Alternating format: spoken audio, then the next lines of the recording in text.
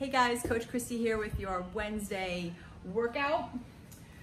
For today we have something on the longer side. We have two 12-minute AMRAPs. So for anyone who has been doing CrossFit for even a short amount of time knows that 12 minutes itself is on the longer side. 24 minutes is definitely on the longer side, right? So approaching this workout more at a marathon pace as opposed to a sprint or shorter pace here. So first 12 minutes, we're going to be performing 9 deadlifts. Those can be done with your dumbbells or kettlebells. 15 pike handstand push-ups. If you have a wall available and you're able to do regular handstand push-ups, you can substitute that. I would maybe modify those reps because depending on how efficient your real handstand push-ups are, if you choose to do those on the wall, maybe take the reps down to, again, another set of 9 or 10. And then 21 mountain climbers. So 9 deadlifts, 15 pike handstand push-ups, modified to full handstand push-ups if that's available. Maybe modifying the reps, 21 mountain climbers. We'll take a break from there. I messed up the color coordination on my second 12 minutes, but everybody knows my handwriting is not my forte.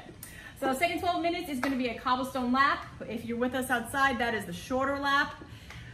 I would say it's maybe 200 meters, about. If you're doing a run, maybe you want to run for about 40 seconds. If you're inside, you can do high knees for 45 seconds. You can do jumping jacks for 45 seconds. If you have a rope available, you can jump rope for 45 seconds. So if you're not able to get outside, you can try doing those. 3 inchworms with a toe touch. I will go over those. And 5 half burpees. So it's not 5 and a half. It's 5 reps of half burpees. And I will go over all these reps with you right now. All right, guys, so for those deadlifts, if you have 2 dumbbells or 2 kettlebells, you will have 1 in each hand, right? The biggest difference with kettlebells or dumbbells in this deadlift is that we might not come to the ground depending on our flexibility. So at least passing the knees here, I want to make sure that your back stays tight. Sometimes if we reach too much, we might find ourselves grounding. So just go as low as you can. If you can tap the ground, great, but maybe you're just above the ground hovering in order to maintain that flat back position. The hips stay high, slight bend to the knee, standing up all the way and pulling those shoulders back. All right, so you're gonna be underneath your hips there. Again, most important thing is not losing that tight position in that back, so don't feel like you have to touch the ground on those. If you just have 1 dumbbell, you can choose to either do a suitcase deadlift or 1-arm deadlift on one side. I would just stay there for 9, and the next round do 9 on the left. Or you can do kind of a cross between a regular deadlift and a sumo deadlift, taking your feet a little bit wider, not so much sumo stance, but maybe more of a squat stance, and bringing that one piece of equipment right down between the feet. Again, maintaining that tight back and a slight bend to the knee. For your pike handstand push-ups, starting in a plank position, and what you're gonna do is you're gonna walk your feet in so your butt is way up in the air. So the higher your hips are, the more your hips are above your shoulders, the harder this becomes. Keeping the elbows hugged in and dropping the head. So we're bringing the very top of the head to the mat. I see a lot of people looking up and almost bringing the face to the mat, right? So let your head drop and bring the very top of the head to the mat, keeping the elbows hugged in. So you're gonna actually shift forward just a touch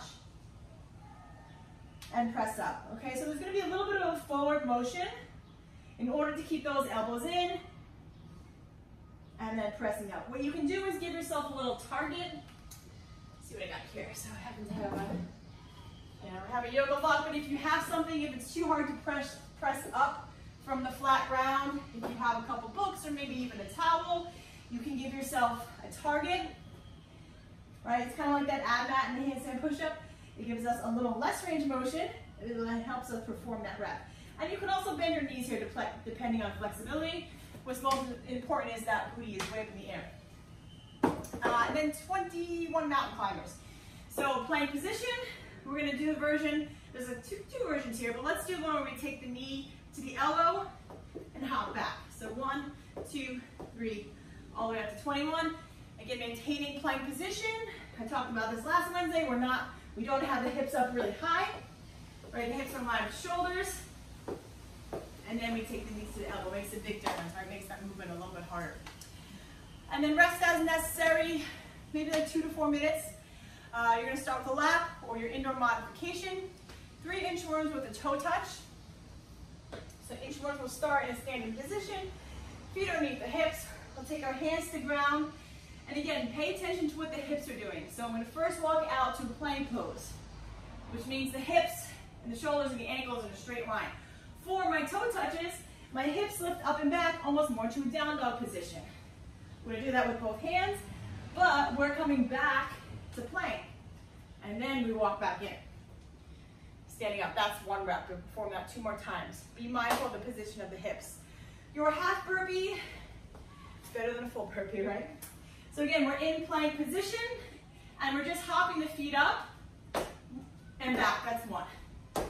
Your hips might lift a little bit here, so it's just replicating that jump to finish that burpee for those. Keep going for 12 minutes. Have fun, guys. Make sure you hydrate a lot. It's going to be hot. Bring water with you. Make sure you hydrate before the workout, not 5 minutes before the workout. And we'll see you guys out there.